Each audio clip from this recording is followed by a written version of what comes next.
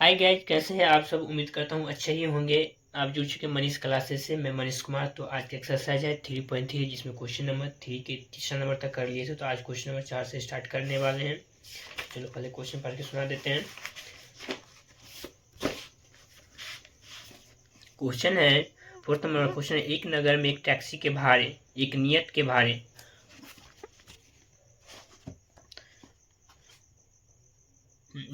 भाड़े और अतिरिक्त चली गई दूरी का भाड़ा अलग से लिया जाता है, जिसमें एक व्यक्ति ने 155 रुपया अदा करता है। और पूछा जा रहा है नियत भाड़ा तथा प्रति किलोमीटर भाड़ा क्या है, और एक व्यक्ति के लिए यदि वो 25 किलोमीटर यात्रा करते हैं तो उसके लिए कितने रुपए उसे देना पड़ेगा, तो वही ज्ञात करना है। जब हम कहीं बाहर जाते हैं तो एक होता है कि सीट पर बैठने वाला रुपया है, जिसे नियत भाड़ा बोला जाता है, और उसके अलावा जो जितना किलोमीटर कोई चलता है उसके अलावा उसका अतिरिक्त पैसा लगता है। तो आज वही सॉल्व करने वाले हैं। और उससे अलग से ये भी पूछ रहा है कि नियत भाड़ा और किलोमीटर तो पूछ ही रहा है, उसके अलावा पूछा कि 25 किलोमीटर तक कोई व्यक्ति जाएगा तो उसे कितना रुपया अदा करना पड़ेगा। तो पहले नियत भाड़ा और प्रति किलोमीटर भाड़ा ज्ञात करना होगा। जब इस तरह का क्वेश्चन रहेगा तो लास्ट लाइन देखना होता है कि मुझे क्या ज्ञात करना होता है।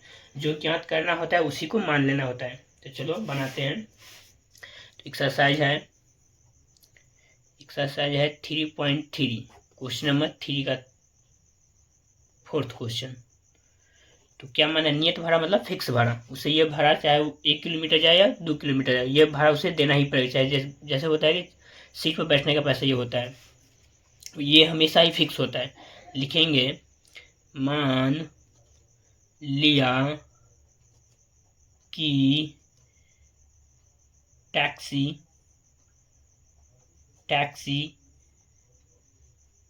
का नियत भाड़ा x रुपया तथा प्रति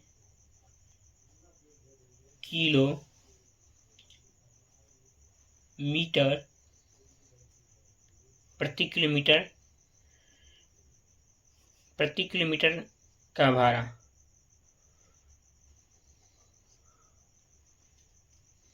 y रुपया। चलो इसमें भी लिख देते हैं रुपया।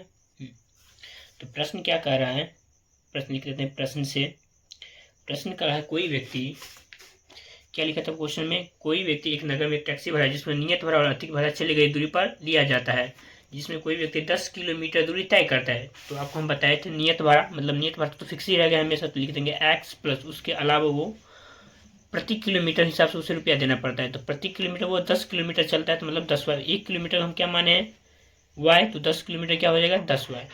टोटल कितना रुपया अदा करता है, टोटल 105 रुपये वो टैक्सी वालों को देता है। ये समीकरण फर्स्ट हो गया। और इसी का दूसरा है, फिर लिखेंगे पुनः प्रश्न से फिर कहता है, यदि कोई व्यक्ति 15 किलोमीटर जाता है, तो आपको हम बताए थे नियत भाड़ा फिक्स होता है x। तो x तो देना ही पड़ेगा, प्लस वो 15 किलोमीटर जाता है। और हम बताए हैं कि y क्या है, प्रति किलोमीटर मतलब 1 किलोमीटर का भाड़ा x रुपया है। यदि वो 15 किलोमीटर तय करता है तो क्या हो गया, 15 टोटल कितना रुपये इसमें अदा करता है, 155 रुपया देता है। तो ये हो गया इक्वेशन 2, मतलब समीकरण 2 हो गया। अब इसे सॉल्व करना है। सॉल्व करने के बाद उसमें x और y का मान निकलेगा। x हो जाएगा नियत रुपया जो उसे देना ही पड़ेगा, और y होगा प्रति किलोमीटर भाड़ा। जो व्यक्ति जितना किलोमीटर जाए उस हिसाब से उसे देना पड़ता है। तो चलो बनाते हैं। और अभी हम 3.3 चैप्टर में है, तो उसे प्रतिस्थापन विधि से सॉल्व करना होता है। तो चलो बनाते हैं। तो प्रतिस्थापन विधि यही होता है, यदि हम समीकरण 1 से x के वैल्यू या y के वैल्यू निकालेंगे तो समीकरण 2 में रखेंगे, या तो समीकरण 2 से x y वैल्यू निकालेंगे तो समीकरण 1 में रखेंगे। इसमें अल्टरनेटिंग काम करता है। तो चलो हम पहले समीकरण 1 से निकाल लेते हैं। x में जरूरी नहीं है कि 1 से ही निकाला जाए, 2 से भी निकाल सकते हैं। लिखेंगे समीकरण 1 से x का मान निकालने पर, समीकरण जब हम 1 से x का मान निकालेंगे तो हो जाएगा x बराबर 105 माइनस को tan y क्या था प्लस में, तो बराबर को उस तरफ जाएगा तो हो जाएगा माइनस। तो माइनस 10y, उसे मान लेंगे समीकरण थर्ड। यदि आपको नहीं मानना है तो कोई ज़रूरत नहीं, उसे मान नहीं सकते हैं हम, इसलिए उसे मान लें कि उस टाइम जब हम x का y का वैल्यू आएगा, जब हम पुट कर देंगे तो हमको शॉर्ट फॉर्म में आंसर आ जाएगा। यदि आपको नहीं माना है तो हम उस दिन बताए थे, एक से निकालो 2 में रखो, 2 से निकालो 1 में रखो, सॉरी, लिखेंगे। अब ये x का वैल्यू निकल गया है 105 माइनस के 10y। अब उसे समीकरण 1 से निकाले हैं तो उसे किस में रखेंगे, समीकरण 2 में लिखेंगे। x का मान समीकरण 2 में रखने पर, समीकरण 2 में रखने पर समीकरण 2 क्या है, x प्लस के 15y बराबर 155। तो x का वैल्यू है कितना, 105 माइनस के 10y। तो x के जो हम क्या पुट करेंगे, 105 माइनस के 10y, 105 माइनस के 10y प्लस में क्या था 15y, इक्वल टू कितना हो गया 155। तो 105 को रहने देते हैं, माइनस के 10y प्लस के 15y क्या हो जाएगा, प्लस माइनस का होता है माइनस, तो 15 में से 10 गया तो हो गया माइनस के 5y इक्वल टू 155। जब माइनस सॉरी ये प्लस में होगा, क्योंकि माइनस में 10 और प्लस में 15 है, तो प्लस में होगा 5y। जब 155 की तरफ जाएगा तो प्लस में, उस तरफ जाएगा तो माइनस हो जाएगा, तो लिख देंगे 5y इक्वल टू 155 माइनस के 105। तो 5y इक्वल टू कितना हो गया, जब 155 में से 5 को घटाएंगे तो हो जाएगा 50। जब हम 5 से 5 को जब हम 50 से काटेंगे तो हो जाएगा 5 दहन के 10। तो y का वैल्यू कितना निकल गया 10, मतलब प्रत्येक किलोमीटर कितना रुपये उसे खपत करना पड़ता है 10 रुपये। यदि कोई व्यक्ति 50 किलोमीटर जाए तो उसे 5 रुपये खपत होगा। अब हमको क्या ज्ञात करना है, नियत भाड़ा, उसे कितना फिक्स भाड़ा देना पड़ता है। तो नियत भाड़ा किसे माने हैं, x को माने हैं। तो हम क्या बताए थे, समीकरण थर्ड इसलिए उसे माने हैं कि शॉर्ट फॉर्म में हमें आंसर आ जाए, नहीं तो जरूरी नहीं है कि समीकरण थर्ड बनाइए। तो समीकरण 2 में हम अभी पुट किए हैं, यदि हम समीकरण 1 या 2 किसी में हम रख देंगे, मतलब 2 में रखेंगे तो हम क्या x का वैल्यू हमको निकल जाएगा, लेकिन यहाँ सहूलियत के लिए हम ये मान लिए हैं। तो लिख देंगे y का मान, सॉरी नहीं दिख रहा है, y का मान समीकरण क्या हम रखने, थर्ड में रखने पर, थर्ड में रखने पर समीकरण थर्ड क्या है, x बराबर के 105 माइनस के 10y। तो चलो x बराबर फिर मान 105 माइनस के 10 और y की वैल्यू कितना है 10, तो 10 को हम 10 से मल्टीप्लाई करेंगे तो कितना हो जाएगा 100। तो जब 105 में से 100 को हम घटाएंगे तो x बराबर कितना होगा 5। तो ये पता चल गया कि नियत भाड़ा किसी भी व्यक्ति को बैठने के लिए 5 रुपया अदा करना पड़ता है। तो लिख देंगे अतः नियत भाड़ा बराबर 5 रुपया प्रति किलोमीटर। भाड़ा कितना हो गया 6 रुपये प्रति किलोमीटर, 6 रुपया। लेकिन इसके अलावा हमको दिया है यदि कोई व्यक्ति 25 किलोमीटर जाएगा तो उसे कितना रुपया खर्च करना पड़ेगा। तो चलो उससे आगे दिया। अब ये तुमको पता चल गया कि नियत भाड़ा 5 रुपया और प्रति किलोमीटर भाड़ा 6 रुपया है। फिर लिखना पड़ेगा फिर। तो चलो पेज पलट लेते हैं। तो 25 किलोमीटर कोई व्यक्ति जाएगा तो कितना रुपया उसे खर्च लगेगा, यही हमको फाइंड करना है। तो एक्स तो उसे देना ही पड़ेगा, मतलब नियत भाड़ा उसे देना ही पड़ेगा, और 25 किलोमीटर। तो चलो 5 है नियत भाड़ा, मतलब सीट पर बैठने का भाड़ा कितना रुपया है 5, और उसे 25 किलोमीटर तक जाना है। तो 25 गुना 1 किलोमीटर का 6 रुपया, तो 25 किलोमीटर का कितना था, चलो गुना करके पता कर लेते हैं। 5 प्लस जब हम 25 को 4 से मल्टीप्लाई करते हैं तो 100 होता है, जब फिर 25 को हम 2 से मल्टीप्लाई कर देंगे तो 50 होता है, मतलब 25 छक्के कितना था 150, 25 छक्के 150। सॉरी वाई का वैल्यू 6 नहीं 10 है, जब हम 25 को 10 से मल्टीप्लाई करेंगे तो 250 होगा, और 250 में जब हम 5 को जोड़ देंगे तो लगभग 255 रुपये उस व्यक्ति को खर्च लगेगा 25 किलोमीटर दूरी तय करने में। तो यही होगा उसका आंसर 255 रुपया। तो चलो अगले क्वेश्चन बनाते हैं।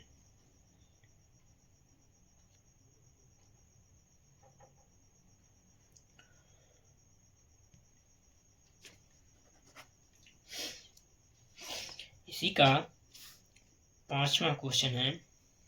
चलो पहले पढ़ के सुना देते हैं। क्वेश्चन नंबर 5 में काफ़ी इंपॉर्टेंट चैप्टर वो हर वर्ष एक ना सेकेंड या फर्स्ट में क्वेश्चन रिपीट ही होता है, क्योंकि आंसर वाला क्वेश्चन है। किसी न किसी वर्ष किसी न किसी चैप्टर में ये क्वेश्चन आता ही है, ये मान के चलिए कि नहीं आता है। आप क्वेश्चन बैंक उठा कर देख लेना, हर वर्ष ये क्वेश्चन पूछा गया, चाहे वो 2 नंबर में हो। वो तो हमेशा खास करके वो 5 नंबर में पूछा जाता है, लेकिन कभी कभी 2 नंबर में भी पूछ देता है। तो क्वेश्चन है, यदि किसी भिन्न के अंश और हर दोनों में 2 जोड़ दिया जाए तो वह 9/11 हो जाती है।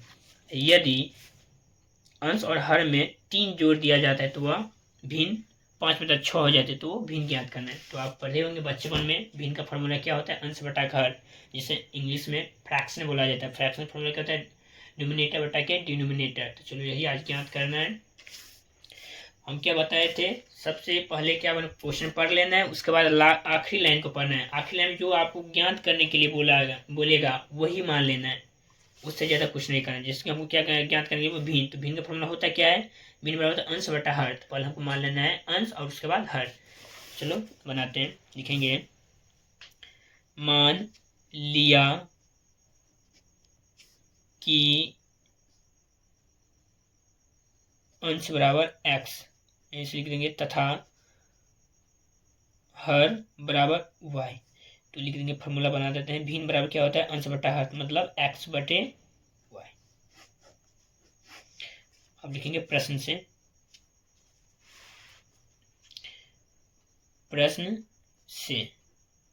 प्रश्न बोला यदि अंश और हर में 2 जोड़ते हैं तो वो भिन्न क्या बन जाता है, 9/11।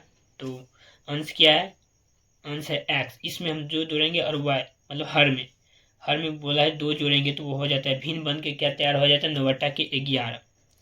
अब क्रॉस मल्टीप्लाई करेंगे गुना, जब हम 11 को x से मल्टीप्लाई करेंगे तो हो जाएगा 11x, प्लस 2 को जब हम 11 से मल्टीप्लाई करेंगे तो हो जाएगा 11 दूनी 22। फिर 9 को हम y से मल्टीप्लाई करते हैं 9y, और जब 9 को हम 2 से मल्टीप्लाई करेंगे तो 18।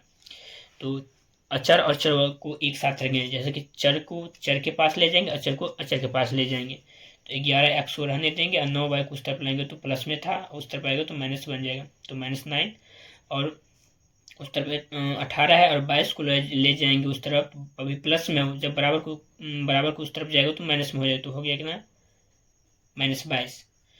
11x माइनस की 9y इक्वल टू, जब 18 में से 22 को माइनस करेंगे तो माइनस के क्या हो जाएगा, 4। ये इक्वेशन फर्स्ट हो गया। चलो फिर लिखेंगे पुनः प्रश्न से। फिर कुछ समय बाद बोला जाता है, यदि अंश और हर में 3 जोड़ देते हैं तो भिन्न बन के तैयार हो जाता है 5/6। तो इसी तरह फिर लिखेंगे अंश और बटे के हर। अंश में यदि हम 3 जोड़ देंगे और हर में भी यदि हम 3 जोड़ देते हैं तो हमारा भिन्न तैयार हो जाता है 5/6। उसे क्रॉस मल्टीप्लाई करेंगे, जब हम x को 6 के साथ मल्टीप्लाई करेंगे तो वो 6x हो जाएगा। 3 को जब हम 6 से मल्टीप्लाई तो 6 18।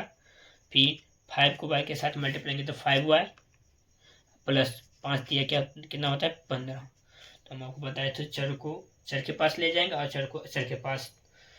ABC के जितना भी लेटर हो तो वो चर होता है, और जितना भी नंबरिंग मतलब काउंटिंग करने वाला लेटर होता है वो हो जाए अचर। और तो 6x को रहने देंगे और y को जब हम ले जाएंगे बराबर को उस तरफ तो हो जाएगा माइनस के 5y। 15 को 15 ही रखेंगे और प्लस 18 है, बराबर को उस तरफ जाएगा तो माइनस के 18 हो जाएगा। तो 6x माइनस के 5y, जब 15 में से 18 को माइनस करेंगे तो माइनस के 3 हो जाएगा। ये हो गया समीकरण 2। अब समीकरण 2 को प्रतिस्थापन विधि से हल करेंगे, तो उसमें पढ़ना नहीं। चलो हम आपको बताए थे, या समीकरण 1 या 2 से भी x y का मान निकाल सकते हैं। आपको जिससे सहूलियत हो उससे आप निकाल सकते हैं, और हमेशा कोशिश करना माइनस वाले से निकालने, लेकिन इसमें दोनों ही प्रोसेस में, दोनों भी इक्वेशन में माइनस ही है, तो आप किसी से निकाल सकते हैं।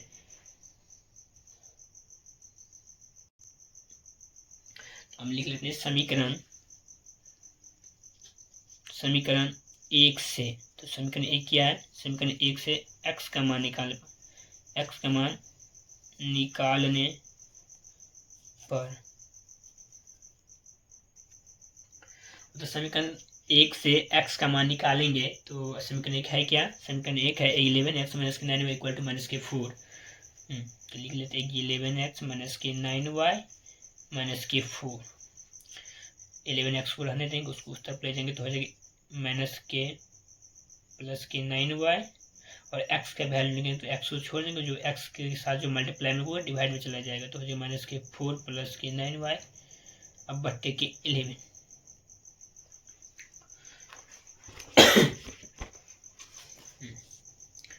तो x का मान तो निकल गया, तो लिख देंगे, उसे मान लेते हैं समीकरण 3 लिखेंगे x का मान समीकरण 2 में रखने पर, 1 से निकालें तो 2 में रखेंगे, यदि 2 से निकालेंगे तो 1 में रखेंगे। हम 1 से निकालें इसलिए 2 में रख रहे हैं। 2 में रखने पर समीकरण 2 क्या है, चलो दिखा देते हैं, पहले उसके बाद नोट करेंगे। समीकरण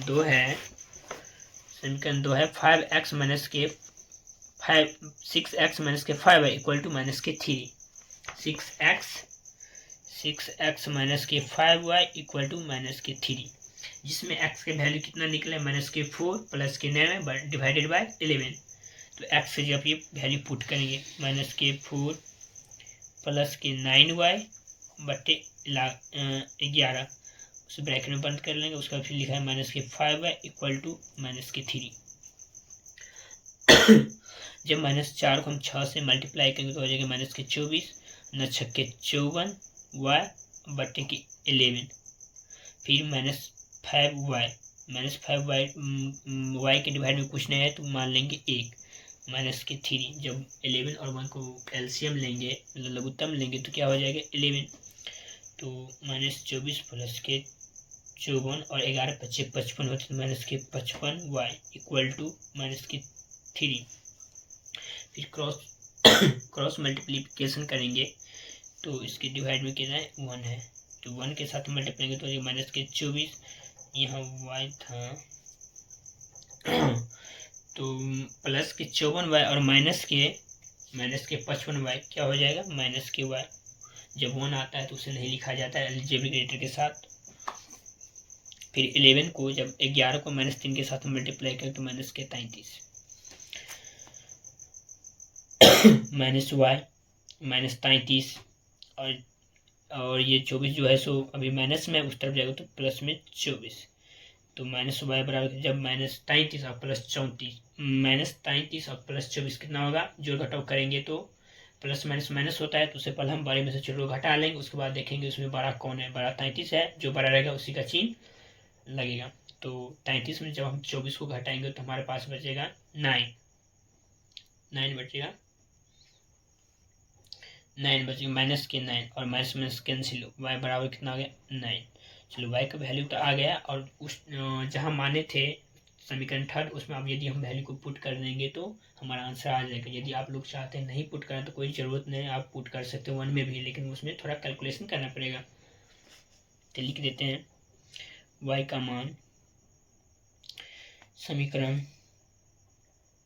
3 में रखने पर, समीकरण 3 क्या है, समीकरण 3 क्या है चलो पहले दिखा देते हैं। समीकरण 3 है x बराबर के माइनस के 4 प्लस के 9y डिवाइडेड बाई 11।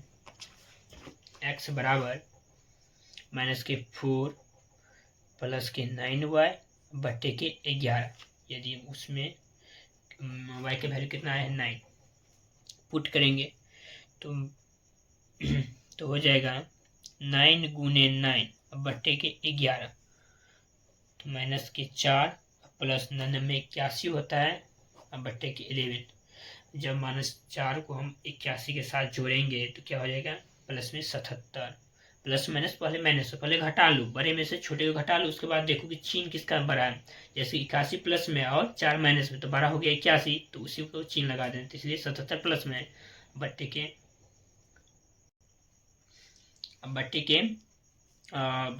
11। जब हम 11 को 77 से करें तो 11 7 कितना होता है 77, मतलब x का वैल्यू हमको 7 आ गया, इसका मतलब अंश का मान 7 है।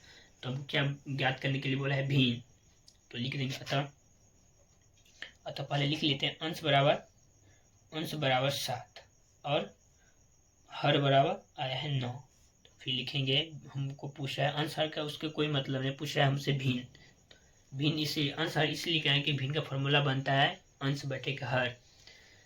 लिखेंगे भिन्न बराबर अंश बटे का हर। अंश आया है 7 और हर कितना है 9, इसका आंसर होगा 7 बटे के 9।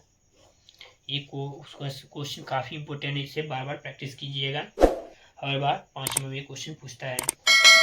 तो चलो मिलते हैं अगले वीडियो में। यदि वीडियो अच्छा लगे तो लाइक शेयर सब्सक्राइब जरूर करें। जय हिंद जय भारत।